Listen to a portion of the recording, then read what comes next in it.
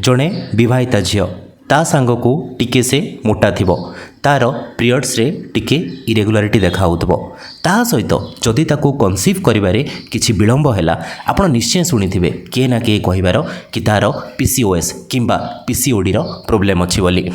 PCOS ता अर्थ होची polycystic ovarian syndrome. ता अर्थ जो ओवेरी अच्छी फीमेल मानकर रिप्रोडक्टिव जो ऑर्गन अच्छी से जिते सिस्ट हो जाता है ताकू पॉलीसिस्टिक ओवेरियन सिंड्रोम बोली कहा जाता है। किंतु इम्पोर्टेंट एवं सबुठु इंटरेस्टिंग कथा होची जदि 100टा झील को आम कही था PCOS होईची बोली तांको मध्यरु 60 ରୁ 70% झीलकर ओवेरी पूरापूरी नॉर्मल थाए।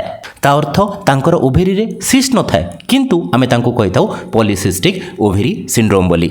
एवं यही जिनसटा को चेंज कराला लास्ट 2 दिन तले।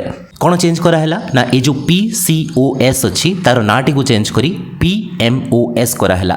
PMOS रो अर्थ होची poly endocrine metabolic ovarian syndrome. ता अर्थ ओवेरी तो अच्छी ता सहित दुईटा जिनस एड है पॉली एंडोक्राइन द्वितीय जिनस होची मेटाबोलिक। कहीं एमती है देखो जिते आम PCOS कहते समस्ते भावुले खाली यह ओवेरी समस्या खाली यहाँ पीरियड इरेगुलारिटी समस्या खाली यह इनफर्टिलिटी समस्या किंतु एक्चुअली से जिनस नाला जिनस अच्छी यह मल्टीपल सिस्टम रो असुविधा। मल्टीपल एंडोक्राइन ग्लैंड्स एथिरे इन्वॉल्व होती। फास्ट एंडोक्राइन ग्लैंड जोड़ा इन्वॉल्व हेबो ताहा होची पेनक्रियास।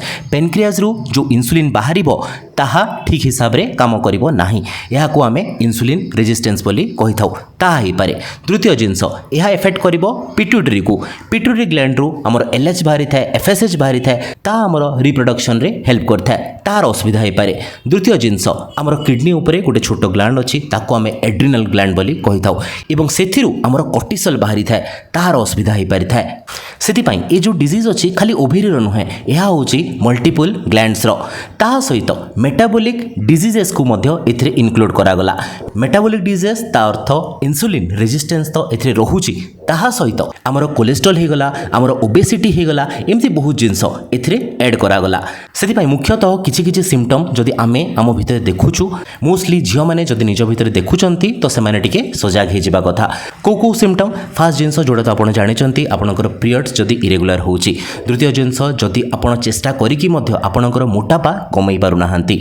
तृतीय जिंस जदि आपनकर फेशियल हेयर होची। फेशियल हेयर अर्थ पिला मानक भलिया आपनकर मुहरे जदि चुट्टी अधिका मात्रा रे बाहरुची। चतुर्थ जिंस जदि आपनकर ए जो जॉ लाइन रे सेथिरे किछि पिंपल्स बा व्रण बाहरुची एवं ताहा बिल्कुल भी कमु नाही। चतुर्थ जिंस जदि आपनकर बहुत मात्रा रे हेयर फॉल होची। पंचम जिंस जदि आपनकर मूड स्विंग्स बहुत अधिका होची ता सहित आपनकर पेट जगार जदि बेसी मात्रा रे फैट जमा होची जदि आपनकर कोलेस्ट्रॉल अधिका बढ़ी जाउची जदि आपण पतला अछंती स्टिल जदि एही प्रकार प्रॉब्लम किछि आपनक देह रे आउची एवं एही जिंस को मिसई की गोटे नवा ना दिया हैला जहा को आमे poly endocrine metabolic ovarian syndrome बोली कहा गला। सेतिपाई जदि एही भितरु किछि भी सिम्पटम आपनक भितर देखा जाउची तेबे ताकू हल्का रे नियंतु नाही आपनक डॉक्टर को निश्चय कंसल्ट करंतु। धन्यवाद।